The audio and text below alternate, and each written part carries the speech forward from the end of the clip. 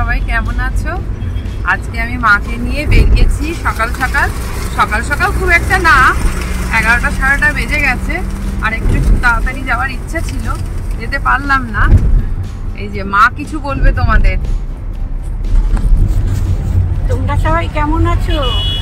আমিও আমার বোনের বাড়ি যাচ্ছি। আজকে সারাটা দিন কেমন ভাবে কাটে না কাটে তোমরা সাথে থেকে। টাটা। অপরাহ্নে সূর্য পরিবারের সবাইকে জানাই অনেক ভালোবাসা। আর যারা কষ্ট করে ভিডিওটা পুরো দেখছো আর লাইক কমেন্ট করছো, তাদেরকে অনেক ধন্যবাদ।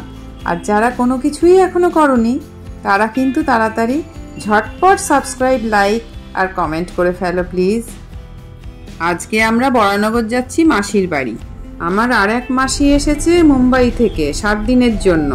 আমার মার বয়স হয়েছে তো খুব একটা বাড়ির থেকে বেরোয় না, কিন্তু আজ শরীরের সব কষ্ট উপেক্ষা করে আজ ছুটছে সেই দূর থেকে আসা বোনের সাথে দেখা করবে বলে। এই অ্যাম্বুলেন্সের আওয়াজ কানে আসলেই মনটা কেমন ভারী হয়ে যায়। যে অসুস্থ অবস্থায় আছেন অ্যাম্বুলেন্সে, তিনি যেন তাড়াতাড়ি সুস্থ হয়ে ওঠেন। ঠাকুরের কাছে এটাই প্রার্থনা হোক এখন। দক্ষিণেশ্বরের ওই মুখটায় ঢুকবো করছে, ওই জায়গাটাতেই জ্যাম থাকে। দেখা যাক, আজকে তো রবিবার, নাও হতে পারে। আজকে হবে না, না তাহলে আমরা একটু আগেই পৌঁছাবো।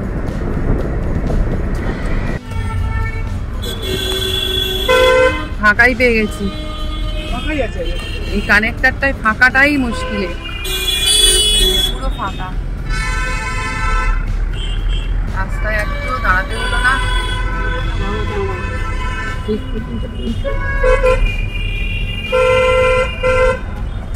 আলমবাজার দিয়ে ঢুকে গেলাম। মাসিরা তো বরানগরে থাকে, তাই এই দিক দিয়ে গেলে একটু সুবিধা হয়। তাছাড়া সিথির মোড় হয়েও আসা যেত বিটি রোড ধরে, দমদম স্টেশন হয়ে, কিন্তু ওখানে আমাদের এই দিক দিয়ে গেলে না, তৃপ্তি মহল বলে একটা খুব ভালো মিষ্টির দোকান আছে। তোমরা যারা বরানগরের সাথে পরিচিত তারা সবাই জানো হয়তো, খুব ভালো মিষ্টির দোকান। ওই মিষ্টির দোকান থেকে মিষ্টি কিনবো বলেই এদিক দিয়ে ফিরেছি, মানে যাচ্ছি আর কি। নাহলে ওই দিকটা দিয়ে মানে সিথির মোড় হয়ে গেলে আর একটু আমাদের একটু সুবিধা হতো, মানে তাড়াতাড়ি ছিল, রাস্তাটা ছোট। এই দিক দিয়ে একটু ঘুরে এলাম। আসলে আজকে মায়ের বোম্বে থেকে মানে বোন এসেছে, মানে আমার মাসি আর কি, রাঙা মাসি। তো সেই জন্যই দেখা করার জন্য যাচ্ছি। 7 দিনের জন্য এসেছে, একদম মানে খুব আর কি হেকটিক জার্নি করছে, নিজেও করছে, আমাদেরকেও আর কি করাচ্ছে। তো আজকে রবিবারের বাজার, বাড়ি থেকে বেরোনোটা খুব চাপ, কিন্তু তবুও বেরোতে হচ্ছে, মাসির সাথে দেখা করতে যেতে হবে। তাছাড়া মা তো কোথাও সেরকম বেরোয় না, আর বোনেদের সাথে দেখা করবে একটা আলাদাই আনন্দ, বুঝতেই পারছো। তাই চলো। এই যে সেই বিখ্যাত তৃপ্তি মহল এসে গেছে। আসলে আমার মামা বাড়ির দিকে সবাই না খুব মিষ্টি ভক্ত। আর তাছাড়াও এই দোকানের একটা ভাপা সন্দেশ আছে যেটা আমার খুব প্রিয়। আমার মা তো গতকাল থেকেই মোটামুটি একটা লিস্ট বানিয়েছে কার জন্য কি কি মিষ্টি নিয়ে যাবে সেটা। বাপের বাড়ি যাচ্ছে বলে কথা। এই যে জল ভরা তালশাঁস, রসমলাই, বোঁদে, বাটারস্কচ সন্দেশ, নানা রকম প্যাক করতে করতে না আমার মাথাটা কেমন গোল পেকে গেছিল। এসে গেলাম মাসির বাড়িতে, বসে গেল বনেতে আড্ডা। না, মায়ের শাড়ির কালারটাও ভালো, মাকে মানে হ্যাঁ হোয়াইট গ্রিন। আরে এই শাড়িটা পরবে বলে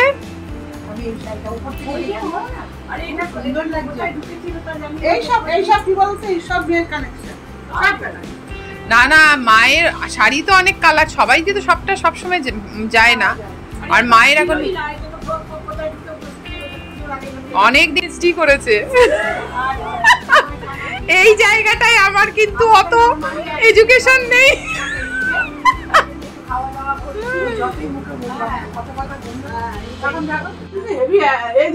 বলছি তোমরা যে তুমি যে বেনারস গেলে, ওই গোধূলি আর ওই মুখটা থেকে তুমি কি একটু এদিকে গলিতে গেলে? গির্জার ঘর আছে বুঝলে, সোজা গেলাম গিয়ে লেফট সাইডে একটু গিয়ে কিন্তু মন্দির। মাসি বেনারস ঘুরে এসছে সেই গল্প চলছিল। না আমরা গেছিলাম কি বলতো, যেদিন ধরো মোদি, আমরা 2 বছর আগে গেছি, তখন সে মনে আছে মোদি এলো বেনারস সাজানোর ভোটের আগে, সেই সময় এত লাইটিং ছিল, মানে নৌকাগুলোকেও লাইটিং করা। ও এখনো লাইটিং কেন? ওদের কার্তিক মাসটা পুরো হচ্ছে দিওয়ালি বলে, দিওয়ালি বলে। এসেছে 15 মোদি আসার পর, মোদি এসছে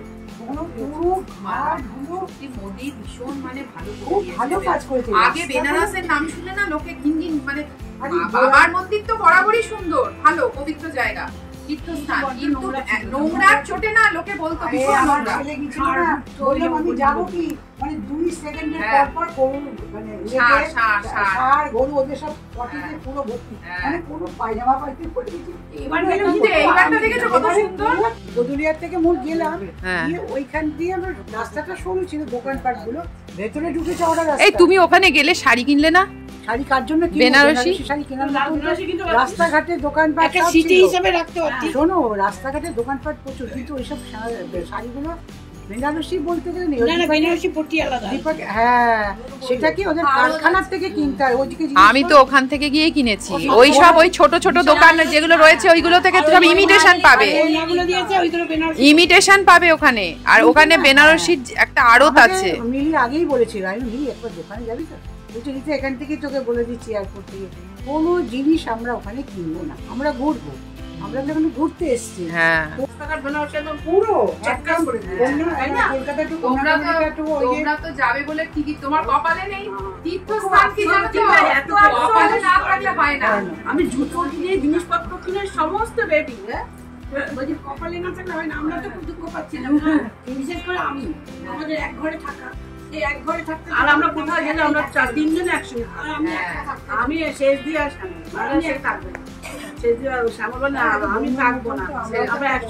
মাসির বাড়ি থেকে বেরিয়ে এবার বাড়ি ফেরার পালা। কিছুটা আড্ডার মুহূর্ত আপনাদের সাথে শেয়ার করলাম। আর আমার এই এক দোষ জানেন তো, বেশিক্ষণ কাউকে আমি এই আপনি আপনি বলতে পারি না, তাই এই মাঝে মাঝে তুমি আর মাঝে মাঝে আপনি, আপনারা একটু কনসিডার করে দেবেন প্লিজ। কি ঠান্ডা হাওয়া দিচ্ছিল, এই হাওয়াটা না ক্ষতি।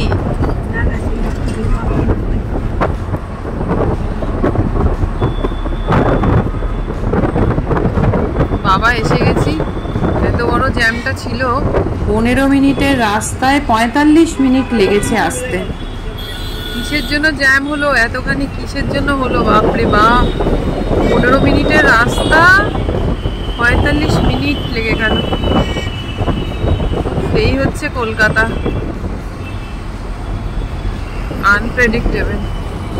জার্নিটা কখন কোথায় লাগবে কিছু, অধৈর্য হয়ে দেখুন একই কথা বারবার বলেই চলেছিলাম। আজকের মতো ভিডিওটা এখানেই শেষ করলাম, দেখা হচ্ছে আপনাদের সাথে আবার পরের ব্লগে। ততক্ষণ পর্যন্ত আপনারা সবাই খুব ভালো থাকবেন।